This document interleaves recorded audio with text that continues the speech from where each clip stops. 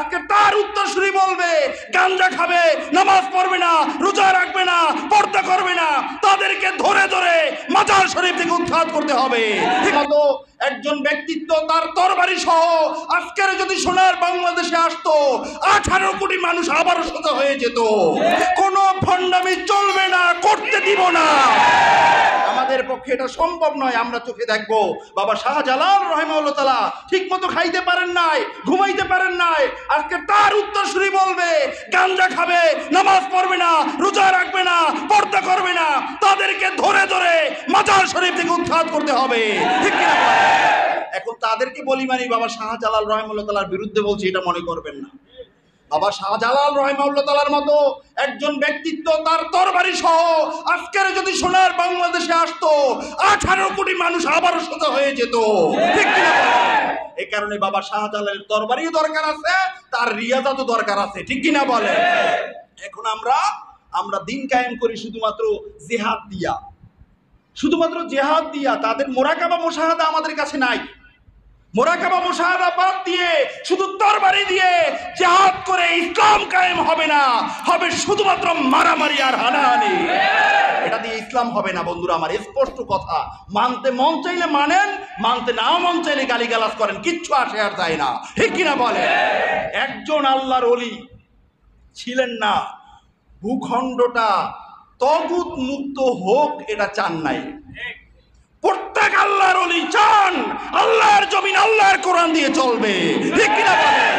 যদিও তারা গদি দখল করতে চান নাই, কিন্তু গদিতে যারা থাকবে কোরআন সুন্নাহ অনুযায়ী থাকবে, এটা তাদের নির্দেশ ছিল, এটা তাদের দৃঢ় বিশ্বাস, প্রত্যয় এবং অঙ্গীকার ছিল। ঠিক কিনা বলে? সাল্লাল্লাহু আলাইহি ওয়াসাল্লামকে কেন্দ্র করে বিভিন্ন মাসলা মাসাইল, যেমন সূচনাতেই উনি যেই অধ্যায়টা নিয়ে এসেছেন বা আল বাবুল আউয়াল ফিল আহাদিসিল ওয়ারিদা ফি জিয়ারতি সাল্লাল্লাহু আলাইহি ওয়াসাল্লাম, আলোচ্য অধ্যায়ের মাঝে ওই সমস্ত হাদিসগুলো উনি নিয়ে এসেছেন যেই হাদিসগুলো প্রমাণ করে যে একজন উম্মত, আল্লাহর রাসূলের একজন উম্মত পৃথিবীর যে কোনো জায়গা থেকে আল্লাহর রাসূলের জিয়ারতে, রওজা শরীফ জিয়ারতে যেতে পারবে এবং এই যাওয়াটা উচিত, না গেলে কি ক্ষতি আর গেলে কি ফায়দা।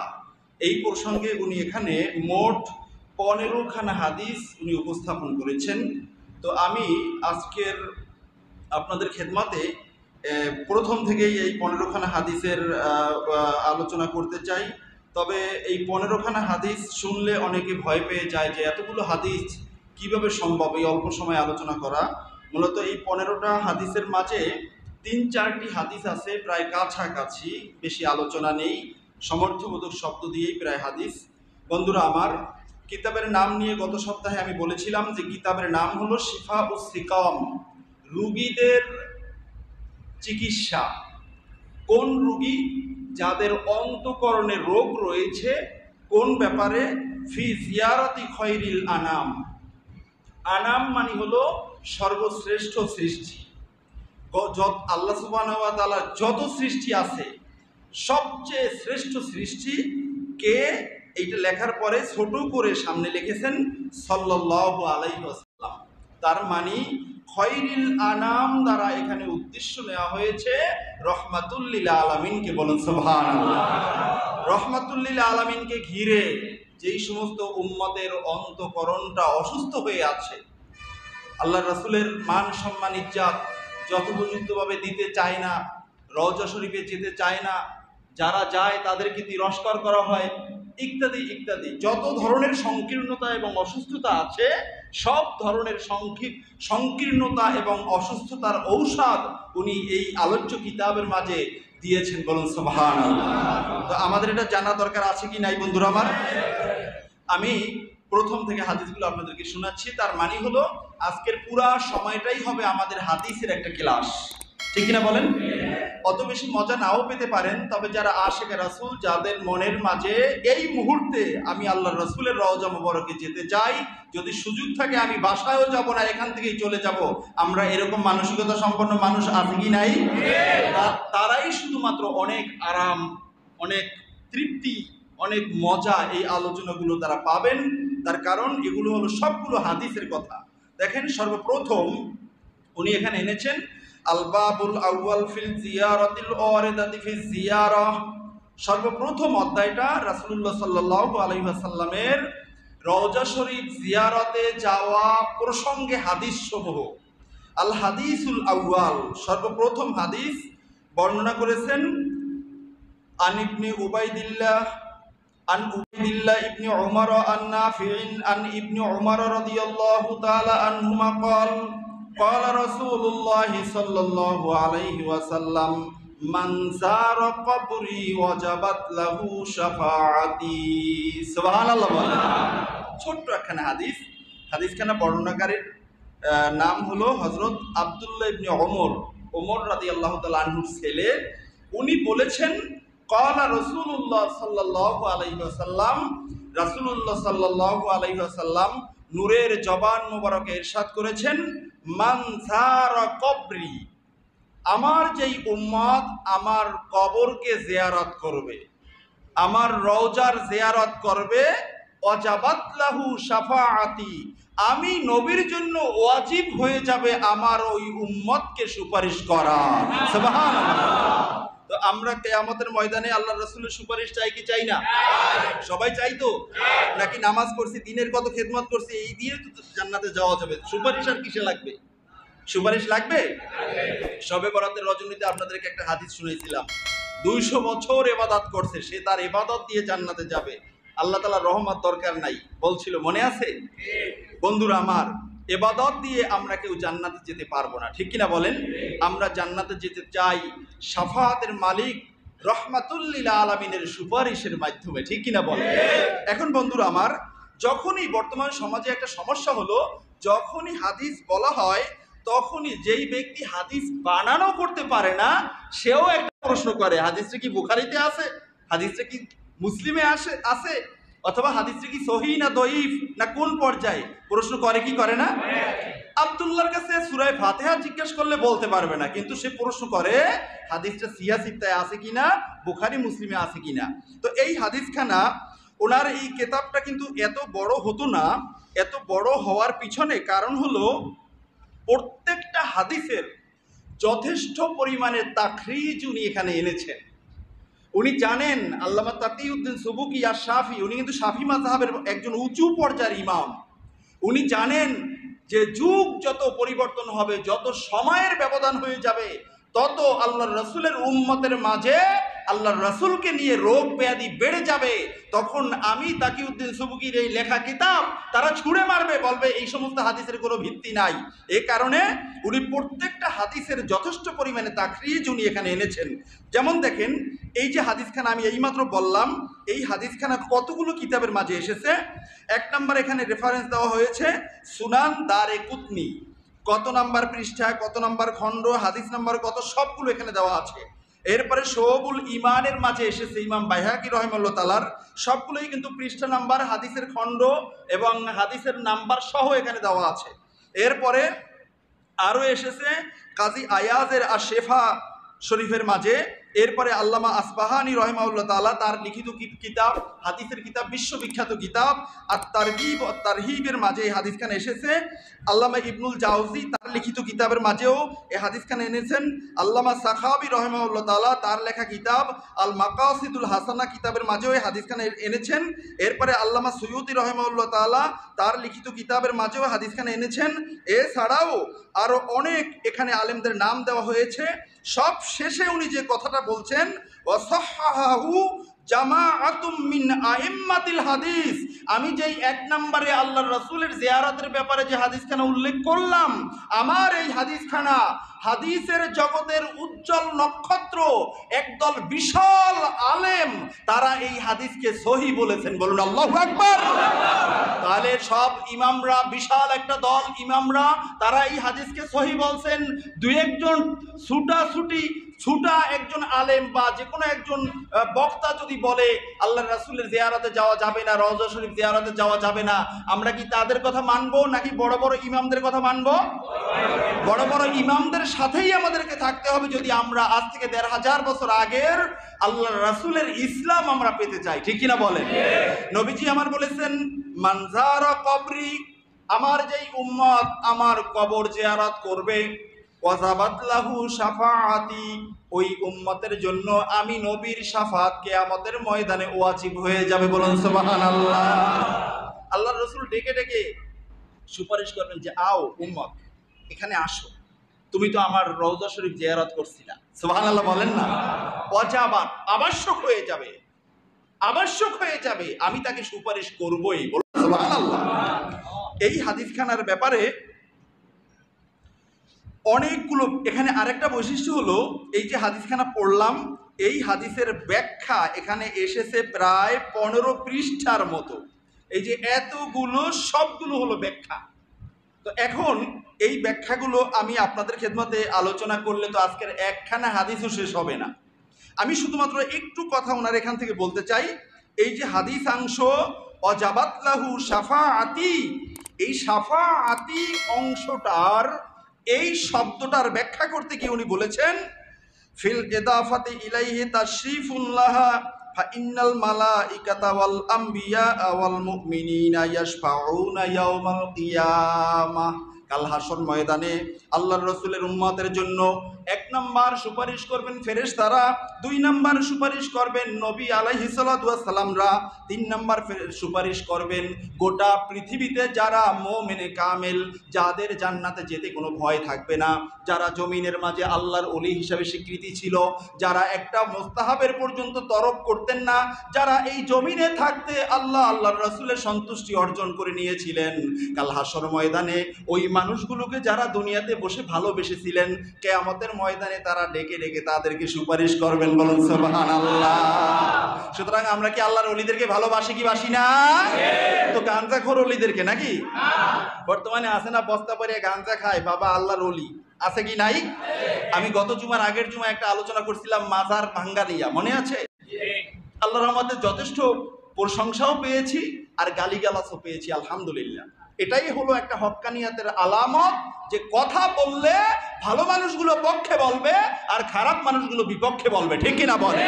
এমন একজন মানুষ পাবেন না চোরেও ভালো বলে আর ভালো মানুষও ভালো বলে, আছে কি নাই? এমন কোনো খুঁজে পাবেন না।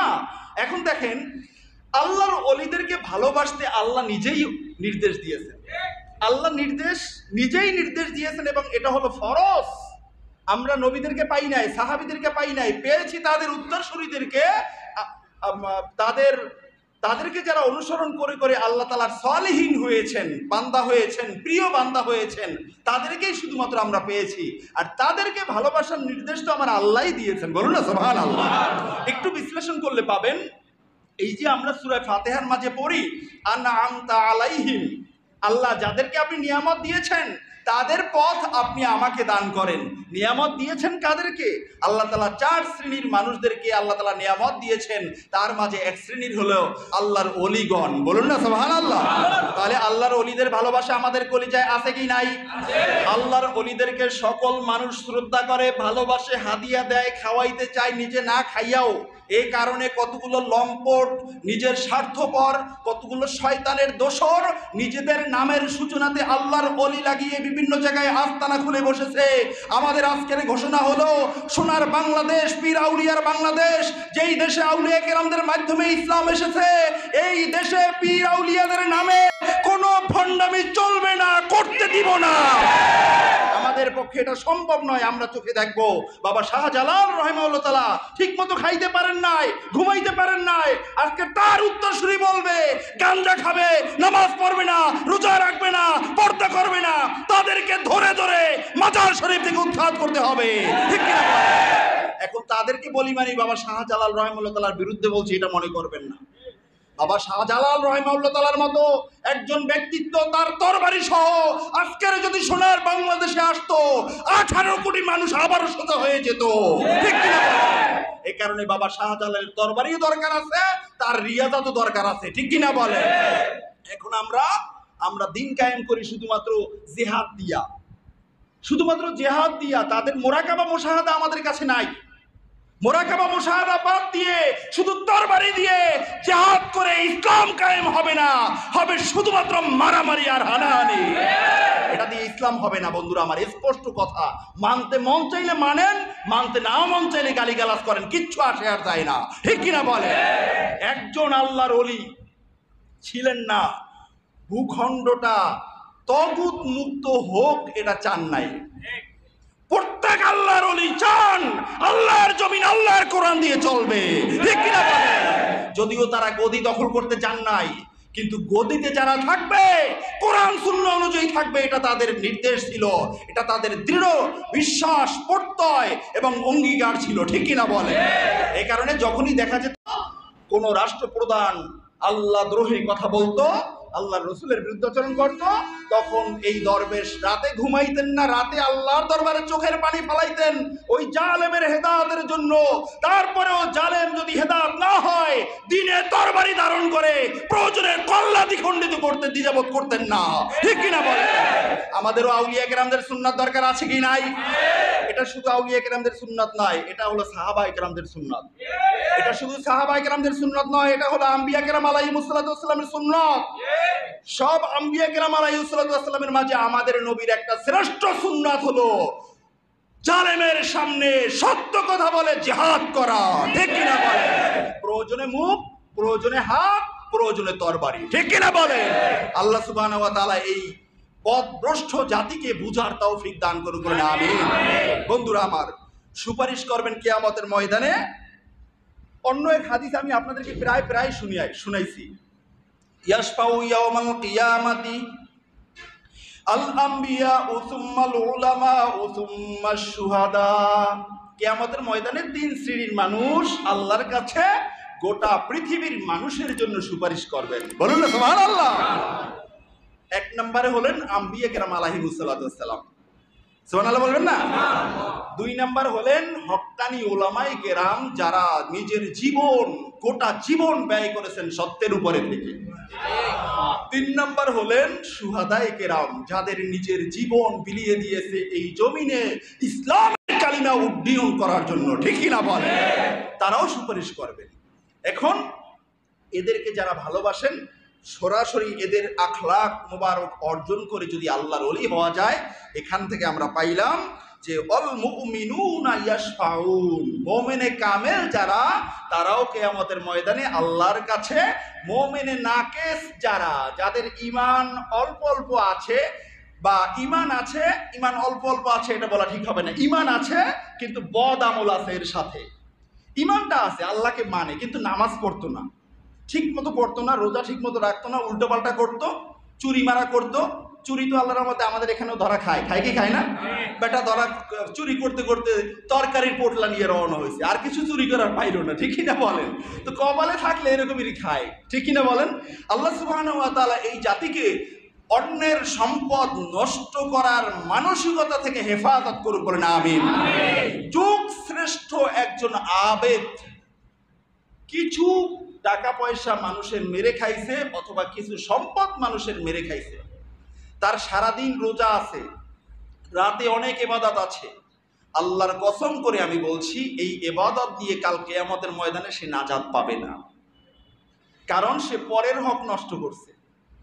আপনি কিয়ামতের ময়দানে বিনা হিসাবে জান্নাতে যাওয়ার জন্য এক নাম্বার শর্ত হলো পরের হক মুক্ত থাকতে হবে, আর পরের হক নষ্ট করাই মানে হলো জুলুম করা, ঠিক কিনা বলে? আর দুই নাম্বার হলো আপনার আকীদাটা ফ্রেশ লাগবে। আপনার আকীদা কি লাগবে? ফ্রেশ। আর আমি মাঝে মধ্যে প্রায় বলি আপনাদেরকে, আকীদা নষ্ট হওয়ার জন্য লা ইলাহা ইল্লাল্লাহ এই অংশে কারো আকীদা নষ্ট হয় না, বরং আকীদা নষ্ট হয় মুহাম্মাদুর রাসূলুল্লাহ এই অংশের মাঝে, ঠিক কিনা বলে? তাহলে এই আকীদাগুলো ফ্রেশ লাগবে।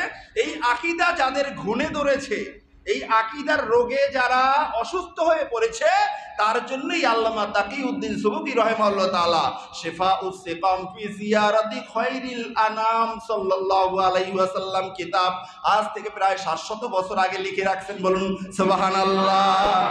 ভাইরা আমার, এই গেল প্রথম হাদিস। দ্বিতীয় হাদিস কেন দেখেন, আল হাদিসুস সানি আন ইবনে উমর রাদিয়াল্লাহু তাআলা আনহুমা قال عن النبي صلى الله عليه وسلم من زار قبري حلت له شفاعتي। নবীজি আমার বলেছেন, আমার যেই উম্মত আমার মাজার, আমার কবর, আমার রওজা জিয়ারত করবে, তার জন্য আমার শাফাত বৈধ হয়ে যাবে, বলুন সুবহানাল্লাহ। আগেরটাই ছিল ওয়াজিব, পরেরটাই হলো বৈধ, আগেরটাই ছিল অজাবাত, এটাই হলো হাল্লাত। আগেরটা ছিল বেশি তাকিদ দিয়া যে ওয়াজিব হয়ে যাবে, আর এটাই হলো যে বৈধ হয়ে যাবে, আমি ইচ্ছা করলেই তার জন্য সুপারিশ করব। বলুন না সুবহানাল্লাহ। তাই যাই হোক, আমরা হাদিস পেয়েছি, আল্লাহ রসুল সাল্লাল্লাহু আলাইহি ওয়াসাল্লাম বলেছেন, দুই হাদিসের সারমর্ম হলো যে আমাদেরকে আল্লাহ রসুলের রওজা শরীফ জিয়ারতে যেতে হবে, ঠিক কিনা বলেন? এই হাদিস নিয়ে এখানে বেশ খানিকটা আলোচনা আছে। এই আলোচনাটা বুঝাতে হলে বেশ অনেক সময় লাগবে, এ কারণে আমি এখানে সময় দিতে চাই না। তৃতীয় নাম্বার হাদিসে আমরা চলে যাই। আল হাদিসুস সালেস, তৃতীয় হাদিস। অনেকগুলো কিতাবের মাঝে হাদিসখানা এসেছে। হাদিসখানা বর্ণনা করেছেন হযরত ইবনু ওমর রাদিয়াল্লাহু তাআলা আনহুমা। এখানের বেশিরভাগ হাদিসগুলোই ইবনু ওমর রাদিয়াল্লাহু তাআলা আনহুমা থেকে বর্ণিত। قال رسول الله صلى الله عليه وسلم من جاءني زائرا لا تعلمه حاجة إلا زيارتي كان حقا علي أن أكون له شفيعا يوم القيامة। বলুন না সুবহানাল্লাহ। কি মজার হাদিস দেখেন, মৌলবীরা কয় কি, আল্লাহ রাসূল কি কয়? মান জাআনি যায়িরান, যেই ব্যক্তি আমার রওজা শরীফ জিয়ারতে আসবে, বলুন না সুবহানাল্লাহ, লা তুলিমুহু হাজাতুন, সে এখানে অন্য কোনো প্রয়োজনে আসে নাই, ইল্লা জিয়ারতি, আসছে একমাত্র আমি নবীর রওজা শরীফ জিয়ারত করতে, বলুন না সুবহানাল্লাহ। মদিনা শরীফে ব্যবসা করে, সুতরাং সুযোগ পাইছে জিয়ারত করে আসছে, এমনটা না, বরং সরাসরি জিয়ারতের খেয়ালে, জিয়ারতের নিয়তেই সে রওজা শরীফে গেছে, বলুন না সুবহানাল্লাহ। তাহলে কি হবে? কানা হাক্কান আলাইয়া আন আকুনা লাহু শাফিয়া, আমার উপরে আবশ্যক হয়ে যাবে আমি কিয়ামতের ময়দানে তার জন্য সুপারিশ করে ফেলবো, বলুন না সুবহানাল্লাহ। তাহলে আমরা সুপারিশ চাই কি চাই না? আল্লাহ রাসূলের সুপারিশ চাই কি চাই না? তাহলে এখান থেকে স্পষ্ট বোঝা গেল যে কোনো প্রয়োজন ছাড়া, শুধুমাত্র প্রয়োজন আমি আমার নবীকে রওজা শরীফে গিয়ে সালাম দিব, ঠিক কিনা বলেন? এইভাবে যদি কেউ যায়, আল্লাহ রসুল বলেছেন ওই ব্যক্তির জন্য আমি নবী শাফাআত করব কিয়ামতের ময়দানে, বলুন না সুবহানাল্লাহ। এই হাদিসেরও অনেক ব্যাখ্যা, আমি ব্যাখ্যার দিকে যাব না, আমি এর পরবর্তী হাদিসে চলে যাচ্ছি। আল হাদিসুর রাবি, আল হাদিসুর রাবি আল্লাহ ইবনে আবি সুলাইম আন মুজাহিদিন আন ইবনে উমর عن ابن عمر رضي الله تعالى عنهما قال قال رسول الله صلى الله عليه وسلم من حج فزار قبري بعد آفتي فكأنما زارني في حياتي। سبحان الله বলেন। নবীজি আমার বললেন, মান হাজ্জা ফাজারা কবরি, যেই ব্যক্তি হজ করতে মক্কায় আসছে, এরপরে আমি ইন্তেকাল করার পরে তারা আবার আমাকে সালাম দেওয়ার জন্য রওজা শরীফে আসছে, বলুন না সুবহানাল্লাহ। ফাকা আন্নামা জারানি ফি হায়াতি, ওই আমার উম্মত যেন আমি জীবিত অবস্থায় মক্কায় হজ শেষ করে আমি জিন্দা নবীর কাছে দেখা করতে আসছে। আল্লাহু আকবার। আল্লাহ রাসূল বলেন হায়াতি, আমি নবী জীবিত থাকলে আমার সাথে দেখা করতে আসলে যেই ফজিলত, একই ফজিলত আমার ওই উম্মত পাবে, বলুন না সুবহানাল্লাহ। তাহলে জিয়ারতে যাওয়ার দরকার আছে কি নাই? আছে কি নাই? বন্ধুরা আমার, তাহলে এখান থেকে বুঝতে পারলাম যে হজ করতে গেল, হজ সাইরা এরপরে সে রওজা শরীফ জিয়ারতে গেছে, তাহলে আল্লাহ রসুল তাকে সুপারিশ করবেন। এ হলো একটা সুসংবাদের হাদিস। এর পরবর্তী হাদিস আল হাদিসুল খামিস, এখানে হলো একটা দুঃসংবাদ। এতক্ষণ গেছে শুধু পজিটিভ, পঞ্চম নাম্বার হাদিস হলো নেগেটিভ। কি বলছেন দেখেন, এই হাদিস বর্ণনা করেছেন আন নাফি'in আন ইবনে উমর রাদিয়াল্লাহু তাআলা আনহুমা قال قال رسول الله صلى الله عليه وسلم من حج البيت ولم يزرني فقد جفاني বলুন নাউযুবিল্লাহ। নবীজি আমার বলছেন মান হাজ্জাল বাইতা, যেই ব্যক্তি বাইতুল্লাহ শরীফে এসে হজ করলো, ওয়ালাম ইয়াসুরনি, তার কলিজায় আমি নবীকে সালাম দেওয়ার মতো কোনো মানসিকতা হয় নাই, সে আমার রওজা শরীফে আসে নাই, ফাকাদ জাফানি, তাহলে আমার ওই উম্মত আমার সাথে ধোঁকাবাজি করলো, আমাকে বঞ্চিত করলো, সে নিজে বঞ্চিত হলো এবং তার অন্তঃকরণ শক্ত হয়ে গেল। বলুন নাউযুবিল্লাহ। তাহলে আমাদের সমাজে বড় বড় মৌলবীরা ওয়াজ করে, বলে যে হজে গেলেই তো হয়, বাইতুল্লাহ শরীফ থেকে হজ করে চলে আসেন, অযথা টাকা পয়সা আর সময় নষ্ট করতে মদিনা শরীফে 8 দিন গিয়ে বসে থাকেন কেন? বলে কি বলে না? আল্লাহ রসুল বলছেন ওয়ালাম ইয়াসুরনি, হজ করে চলে গেল, আমি নবীর জিয়ারত করলো না, ফাকাদ জাফানি, ওই ব্যক্তি আমার সাথে একটা ধোঁকাবাজি করলো। বলুন নাউযুবিল্লাহ। সে গেল মক্কায় গেল, রওজা শরীফে গিয়ে সালাম দিল না, এর চেয়ে ধোঁকাবাজ প্রতারক উম্মত আর এই জমিনে হতে পারে না। ঠিক কি না বলে? আগের হাদিসে আল্লাহ রসুল বলছেন যে সেজন্য জীবিত অবস্থায় আমার সাথে দেখা করলো। তাহলে এই হাদিস প্রমাণ করে, আর পরের হাদিস প্রমাণ করে যে আল্লাহ রসুল যদি এই সময়েও মদিনা মুনাওয়ারায় গেলে একেবারে হায়াতে জিন্দিগিতে পাওয়া যেত, ওই উম্মত হয়তো বা যেত না। ঠিক কিনা বলেন? বলতো আল্লাহ রসুলের কোরআন আর হাদিস তো আমাদের কাছেই আছে, ওখানে যাওয়া লাগবে কিসে? বলতো কি বলতো না? তাদের মনে আশা নাই, যাইতে মন চায় না। আল্লাহ রসুল বললেন ফাকাদ জাফানি।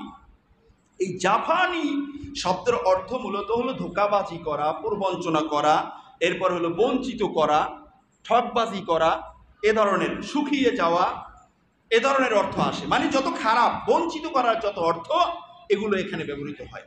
তাহলে এখান থেকে আমরা পাইলাম যে আমাদেরকে উচিত হলো রওজা শরীফ জিয়ারত করা। ঠিক কিনা বলেন? এরপরে আসেন আল হাদিসুস সাদিস, 6 নম্বর হাদিস।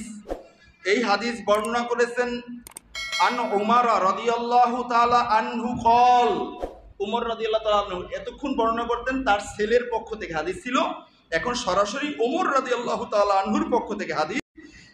উমর রাদিয়াল্লাহু তাআলা আনহু কি বলেন দেখেন, সামিআতু রাসূলুল্লাহ সাল্লাল্লাহু আলাইহি ওয়াসাল্লাম ইয়াকুল মান যারা কবরি আও ক্বালা মান যারানি কুনতু লাহু শাফিয়ান আও শাহিদান ওয়া মান মাতা ফি আহাদিল হারামাইনি বা'আসাহুল্লাহু আযজা ওয়া জাল্লা ফিল আমিনিনা ইয়াউমাল কিয়ামাহ।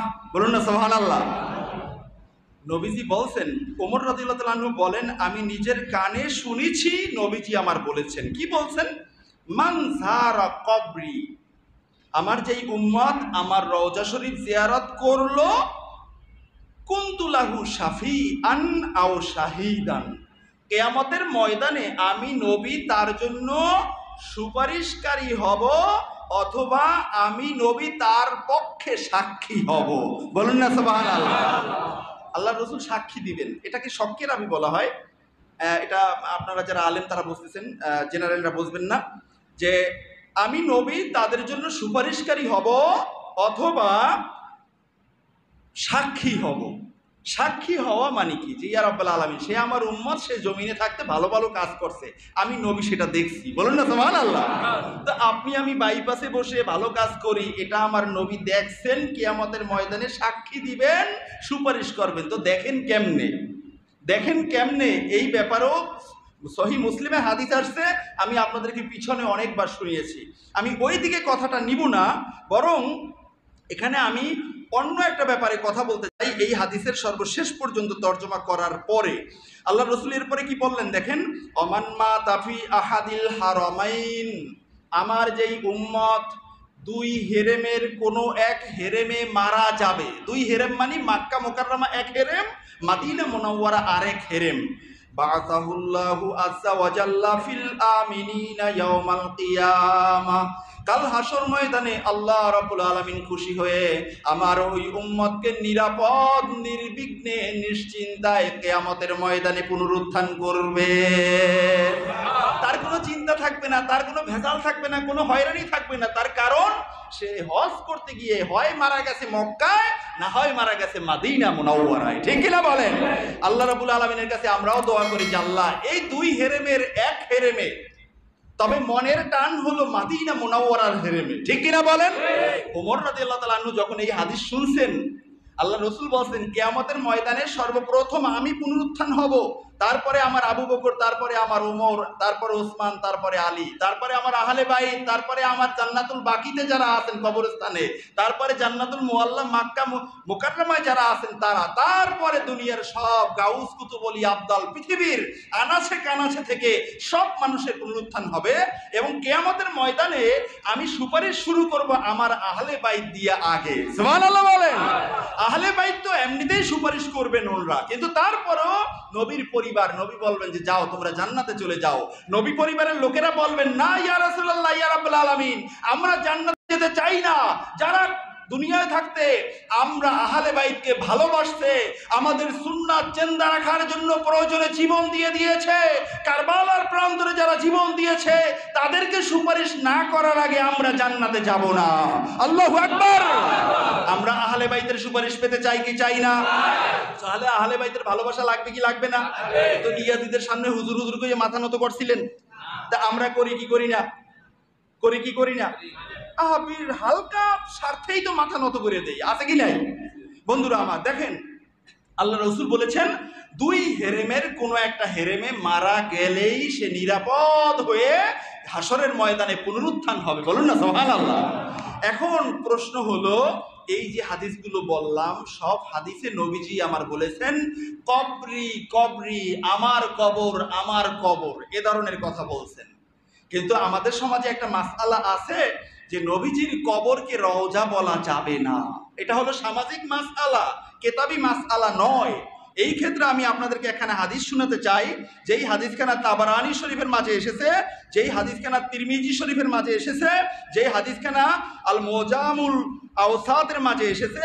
রাসূলুল্লাহ সাল্লাল্লাহু আলাইহি ওয়াসাল্লাম বলেছেন আল কবরু রাউদাতুম মিন রিয়াদিল জান্নাহ। সুবহানাল্লাহ বলেন না।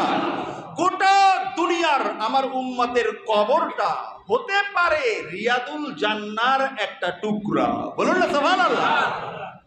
আল কবরু রাউদাতুন মিন রিয়াদিল জান্নাহ। রওজা, রওজা, রাউদাতুন মানে রওজা। গোটা দুনিয়ার মানুষের কবরটা হয়ে যাবে হয়তোবা জান্নাতের একটা বাগান। রওজা মানে হলো বাগান। রওজা মানে কি? বাগান। আরবি শব্দ রওজা, অর্থ হলো বাগান। আল্লাহ রসুল বলছেন গোটা দুনিয়ার মানুষদের, আমার উম্মতের কবরটা হয়তোবা হয়ে যাবে জান্নাতের একটা বাগান, মানে রওজা হয়ে যাবে। কি হয়ে যাবে? সবাই বলতে হবে কি হয়ে যাবে? কার কবর? উম্মতের কবর। মুমিন উম্মত যারা, তাদের কবরটা রওজা হয়ে যাবে। কার কবর বলেন? কার কবর বলেন? উম্মতের কবর। আমরা উম্মত নাকি বলেন? আমাদের কবরটা হয় জান্নাতের টুকরা হয়ে যাবে। হাদিসের পরবর্তী অংশ কি দেখেন, আও হুফরাতুম মিন হুফারিন নার, অথবা ওই বান্দার কবরটা জাহান্নামের একটা গর্ত হয়ে যাবে। বলুন নাউজুবিল্লাহ। কবর কি গর্ত থাকে না? গর্ত। আল্লাহ রসুল বলছেন ওই কবরটা জাহান্নামের একটা টুকরা, জাহান্নামের একটা গর্ত হয়ে যাবে, অথবা জান্নাতের একটা টুকরা হয়ে যাবে, মানে রওজা হয়ে যাবে। আচ্ছা বন্ধুরা আমার, এই হাদিসটা নবীজি বলছেন আমরা যারা উম্মত আমাদের ক্ষেত্রে, ঠিক কিনা বলেন? আমরা কিন্তু এখান থেকে স্পষ্ট বুঝেই ফেললাম যারা মোমেন বান্দা, আমল ভালো, তাদের কবরটা হয়ে যাবে জান্নাত, রওজা।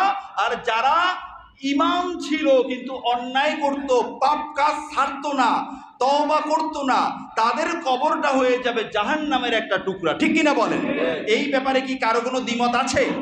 এই ব্যাপারে কারো কোনো দ্বিমত নাই। এখন দেখুন, আল্লাহর রসুল নূরের জবান মোবারকে উম্মতের কবরটাকে বলছে রাউদাতুম মিন রিয়াদিল জান্নাহ।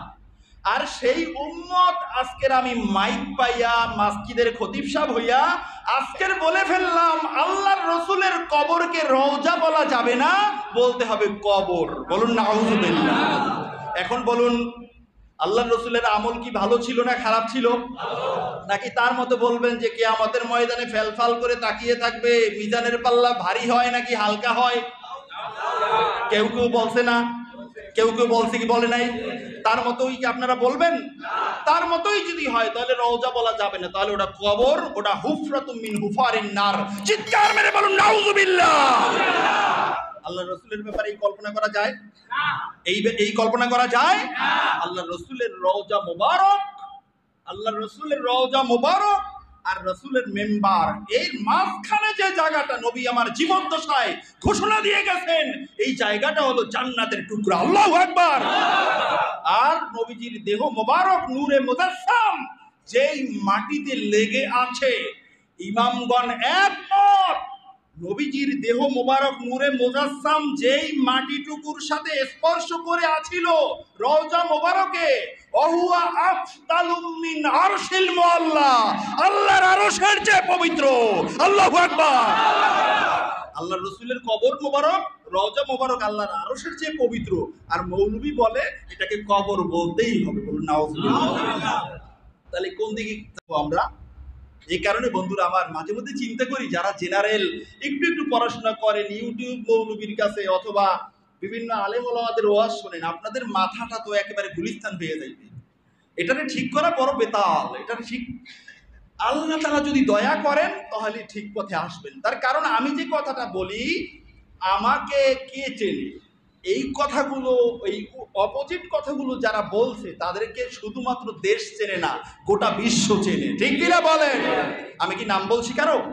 নাম বলি না, এটা আমার অভ্যাস না। আমি গত জুমার আগের জুমায় বলছিলাম, তবে কথাগুলো সত্য, আল্লাহ রাসূলের হাদিস আমি আপনাদেরকে শুনিয়ে যাচ্ছি। ঠিক কিনা বলেন?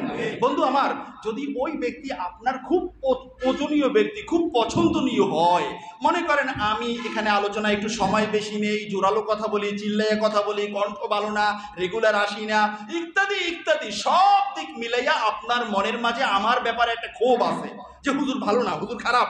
এখন এই কারণে আল্লাহ রসুলের এই হাদিসকে কি আপনি ছুঁড়ে মারবেন? জোরে বলুন, ছুঁড়ে মারবেন? আর ওই ব্যক্তিকে ভালোবাসেন, আরো ভালোবেসেই যাবেন এমনটা? হ্যাঁ, ওই ব্যক্তিকে ভালোবাসেন, তবে ওনার এই কথাটাকে আপনি মনে জায়গা দিয়েন না। ঠিক কিনা বলেন? তার কারণ আপনার আমার পরিচয় রহমাতুল লিল আলামিনের উম্মত। ওই মৌলবীও কবরের পাশে যাইবে না, কারণ ওই মৌলবী বহুত আগে ঘোষণা দিয়ে রাখছে কবর জিয়ারত করাটাই বেদাত। যদিও নিজের বাপের কবরে গিয়ে জিয়ারত করে, কারণ হলো বাপ তো যাইতেই তো হয়, বেদাত হয় হোক, এটা পরে মাপ চাইয়ে নেব। ঠিক কিনা বলেন? কি আর বলবা, আশ্চর্য কথা। একটা মানুষ এখন বলে এক কথা, একটু পরে বলে আরেক কথা। তা ভুল তো স্বীকার করবেন যে আমার আগের এই কথাটা ভুল ছিল, আগের এই কথাটা ভুল ছিল, এমন স্বীকার করতে হবে না। কারণ আমার তো এই কথাটা হাজার হাজার মানুষ শুনতেছেন, আপনারা ইউটিউবের ভিতরে এইগুলো ছাড়িয়ে দেবে, 3 জায়গাতে ক্যামেরা হচ্ছে, এগুলো সব চলে যাবে লক্ষ লক্ষ মানুষের কাছে। তাহলে আমার তো ভুল স্বীকার করতে হবে। ঠিক কিনা বলেন? এই কারণে আমি বুকে হাত দিয়া আমি সাইফুল ইসলাম যশোরী স্পষ্ট বলে দিলাম, কেউ যদি ভুল ধরিয়ে দিতে পারেন কিতাব নিয়ে, আগামী জুমায়, তারপরের জুমায়, তারপরের জুমায় ভুল স্বীকার করে আবারও সবার কাছে এই কথাগুলো সাপ্লাই দিয়ে দেবো ইনশাআল্লাহ। ঠিক কিনা বলেন? ভুলকে ভুল ধরাও, ভুলকে ভুল হিসাবে মানাটাও একটা হিম্মত লাগে, একটা শক্তি লাগে। ঠিক কিনা বলে? এই শক্তি সবাই থাকে না। আমার মতো বল্টু মৌলবীর থাকতে পারে, কিন্তু যাদের লক্ষ লক্ষ ফলোয়ার তাদের এটা মারাত্মক ক্যারিয়ারে লাগে, এটা তাদের ক্যারিয়ারে লাগে। আর যদি ওমর রাদিয়াল্লাহু তাআলা আনহুর ক্যারেক্টারের হতেন, ওমর রাদিয়াল্লাহু তাআলা আনহু খুতবা দিতে দাঁড়িয়েছেন, একজন মানুষ একেবারে গরিব, কাঁপতেছে, জীর্ণ শীর্ণ, হুজুর খুতবা পড়ে দেন, আগে বলেন জুব্বা লম্বা কেন আপনার? ঠিক কিনা বলেন? এই ক্যারেক্টার যদি হয় তাহলে লক্ষ লক্ষ না কোটি কোটি ফলোয়ার হলেও তার তওবা করতে কোনো ধরনের দ্বিধাবোধ থাকবে না। ঠিক কিনা বলেন? বন্ধুরা আমার, আমি কি অনেক বেশি বলে ফেলছি? দেখেন, তাহলে এখান থেকে আমরা কিন্তু স্পষ্টই বুঝতে পারলাম যে নবীজির কবরকে রওজা শরীফ বলা যাবে। রওজা শরীফ বলাটাই হলো আদব। ঠিক কিনা বলেন? কারণ নবীর উম্মতের কবরটা যদি হয়ে যায় রওজা, আমার ওই নবীর কবর কি রওজা হতে পারে না? আরে বন্ধু, তোমার কাছে আমার বিনীত অনুরোধ, কেন তুমি এই কথাগুলো বলো যেই কথায় আমার নবীর কাছে গিয়ে একটু একটু করে লাগে, একটু একটু করে লাগে, এমন কথা কেন বলার দরকার? কি দরকার? ওই মৌলবী তো আমার কবরে যাবে না, আমাকে কবরে রেখে দাফন দেওয়ার সাথে সাথে আমার নবী চলে আসবে। আসার পরে ফেরেশতা মুনকার আর নাকির জিজ্ঞাসা করবে, মান হাযার রাজুল, এই যে ব্যক্তিকে দেখতে পাচ্ছ, এই ব্যক্তি কে, তার পরিচয় কি, তাকে তুমি কি জানো? আল্লাহু আকবার। তাহলে মান রব্বুকা ওয়া মা দীনুকা মুখস্থ কথা বলে ফেলাইবেন। ওমর রাদিয়াল্লাহু তাআলা আনহু এই পুরুষের কথা শুই না জিজ্ঞাসা করছেন যে ইয়া রাসূলুল্লাহ, তখন কি আমাদের হুঁশ জ্ঞান কি এখন যেমন আছে এমনই থাকবে? নবীজি বলছেন হ্যাঁ, এর চেয়ে আরো বেশি থাকবে। আল্লাহু আকবার বলেন না। ওমর রাদিয়াল্লাহু তাআলা আনহু মুস্কি হাসি দিয়ে বলে ইয়া রাসূলুল্লাহ আলহামদুলিল্লাহ, তাহলে আর ভয় নাই, বলে ফেলাবো রব্বি আল্লাহ, আল্লাহু আকবার বলে ফেলবো, কারণ আমার হুঁশ জ্ঞান তো আছে। আমি তো আর আল্লাহকে মানি না, রাসূলকে মানি না, দ্বীনকে মানি না, এমনটা নয়। ঠিক কিনা বলে? এটা হলো ওমর রাদিয়াল্লাহু তাআলা আনহুর জান্নাতে যাওয়ার একটা আশা আকাঙ্ক্ষা। এই ওমরই আবার বলেছিলেন আমার খুব ভয় হয় একটা উম্মত যদি জাহান্নামে যায়, হতে পারে আমি সেই উমর, আমি সেই পোড়া কপাল উম্মত, আমি হয়তো বা জাহান্নামে চলে যাব। বলুন না আল্লাহু আকবার। এটা হলো ভয় আর আশা। ঠিক কিনা বলেন বন্ধুরা আমার? তাহলে আমরা আমাদের নবীকে কবরে গিয়ে দেখব, কবরে যাওয়ার আগেও দেখতে চাই, একেবারে মন থেকে নিজেকে প্রশ্ন করে আল্লাহকে আজকের আমরা দুইটা হাত দেখাবো, আমরা মরার আগেও আমার নবীকে দেখতে চাই। কে কে বলেন আল্লাহু আকবার? সবাই রাজি? আসলে সবাই রাজি? হাত উঁচু করে রাখতে কি কষ্ট হচ্ছে? এ পর্যায়ে আমি একটা হাদিস শুনাই। নবীজি আমার বলতেন শেষ জামানায় আমার কিছু ভাই আসবে, ভাই। আল্লাহ রসুল বলছেন সাহাবী না, ভাই আমার। ওই ভাইদেরকে দেখতে মনে চায়। ওই ভাইদের মাঝে এমন মানুষ থাকবে, আমি নবীকে এক নজর দেখবে, বিনিময় স্বরূপ তার সন্তান সম্পদ সব কিছুকে আল্লাহর পথে ব্যয় করতে পারবে। আমরা কি ওই দলে যেতে পারবো? পারবো? দেখি ওই দলে আজকের একবার দেখবেন আপনার সন্তান আপনার সম্পদ সব আল্লাহর রাস্তায় বিলিয়ে দিতে হবে। আপনার সন্তান আপনাকে আর আব্বা বলবে না, সামনে আইসা তাকে কোরবানি করতে হবে ইসলামের পথে। আপনার সম্পদ আপনি আর পাবেন না, আজকের থেকে শেষ। কারা কারা রাজি? হাত নামান, হাত নামান। কারা কারা রাজি? বুঝেন না কথা? হাত নামান। আমি বলছি এই হাদিসের মতে কারা কারা একমত তারা হাত নামান। তাহলে আমরা কি একমত? এই আওয়াজ দিছে, এই কারণে এটা অন্যরকম হয়ে গেছে। যাই হোক, তাহলে এই হাদিস বুকে হাত দিয়ে মনে মনে স্মরণ করবেন। আমি কি আল্লাহ রসুলের এই উম্মত হতে পারলাম যে আমি আল্লাহ রসুলকে একবার দেখব, আমার সব সন্তানগুলোকে আল্লাহর পথে কোরবানি করে দিব, আমার সব সম্পদটা আল্লাহর পথে কোরবানি করে দিব? আমি কি এই উম্মত হতে পারবো? এমনটা নিজেকে মনে মনে প্রশ্ন করে জবাব নিবেন। এখন আপনি দাড়ি রাখেন না, লম্বা জামা পরেন না, সুন্নাতের কোনো বালাই নাই, নামাজ ঠিক মতো পড়েন না, রোজা ঠিক মতো রাখেন না, পর্দা ঠিক মতো করেন না, মোবাইল দেখেন 24 ঘন্টা খালি উল্টা পাল্টা।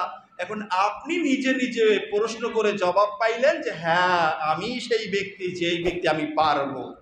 তাহলে এই মুখের কথা আর কাজ এক হলো না দুই হলো? একটু সবাই বুঝে থাকলে বলেন এক না দুই? মুখের কথা বাস্তব জীবনের কাজ অমিল থাকলে তাকে কি বলা হয়? সবাই বলেন কি বলা হয়? তাহলে আমরা অনেকেই কিন্তু তলে তলে মুনাফিক হয়ে বসে আছি। সবচেয়ে বড় ভয়াবহ কথা হলো মুনাফিক নিজেও জানে না যে সে মুনাফিক। এটা হলো বড় ভয়াবহ কথা। এই কারণে আল্লাহ রাসূলের এই মাউলুদুন নবী সাল্লাল্লাহু আলাইহি ওয়াসাল্লামের মাস রবিউল আনওয়ার মাস, রবিউল আউয়াল মাস, আল্লাহর ঘর মসজিদে জুমার দিন শ্রেষ্ঠ দিনে আল্লাহর কাছে আমরা দোয়া করি যে আল্লাহ আমরা তো আপনার হাবিবকে দেখি নাই, ১৫০০ বছর পরে প্রায় পৃথিবীতে এসেছি, কত ফিতনা ফাসাদ আল্লাহ আপনি তো দেখেন। আল্লাহ আপনি দয়া করে আপনার হাবিব মুহাম্মদ সাল্লাল্লাহু আলাইহি ওয়াসাল্লামের ওসিলায় আমাদের নামটা যদি মুনাফিকের তালিকায় থাকে, দয়া করে আজকের আমার নামটা মুনাফিকদের তালিকা থেকে কেটে দেন। বলুন আল্লাহুম্মা আমিন। আমরা চাই কি চাই না? আহা, যত নামাজ পড়লাম, রোজা রাখলাম, যত ওয়াজ করলাম, কিয়ামতের ময়দানে যদি আল্লাহ বলে যে এই বান্দা তুই তো মুনাফিক, জীবন কি বরবাদ হয়ে গেল নাকি? গোটা জীবন কিচ্ছু পাবো না, কিচ্ছু পাবো না। জান্নাত আর জাহান্নাম কল্পনার বাহিরে, কল্পনার বাহিরে। আযাবটাও কল্পনার বাহিরে, শান্তিটাও কল্পনার বাহিরে। এটা কল্পনা করা যাবে না। আল্লাহ ওই সময় যদি আমার জীবনটা বরবাদ হয়ে যায়, তাহলে আমার মতো পোড়া কপাল তো নমরুদও ছিল না। ঠিক কিনা বলে? কারণ নমরুদ, ফেরাউন ওরা আমার নবীর উম্মত ছিল না। ঠিক কিনা বলেন? ওরা অন্য নবীর উম্মত ছিল, ওই নবী দাওয়াত দিয়েছিলেন কিন্তু তারা মানে নাই। কিন্তু আমরা তো তাহলে নূর নবীজির উম্মত হয়ে যদি পরকালে মুনাফিক হতে হয়, সব আমলটা বরবাদ হয়ে যায়, তাহলে তো পরকালে আমার মতো পোড়া কপাল আর কেউ থাকবে না। ঠিক কিনা বলেন? আল্লাহ আপনি দয়া করে আমাদের সবাইকে হেফাজত করে বলেন আমিন। বন্ধুরা আমার, তাহলে এই হাদিস থেকে আমরা স্পষ্টই বুঝতে পারলাম যে রাসূলুল্লাহ সাল্লাল্লাহু আলাইহি ওয়াসাল্লামের রওজা শরীফকে রওজা শরীফই বলতে হবে। এটা হলো আদব, এটা হলো শিষ্টাচার, এটা হলো ভদ্রতা, আর এটাই হলো উম্মতে মুহাম্মাদির একটা ভালোবাসার শব্দ চয়ন। ঠিক কিনা বলেন?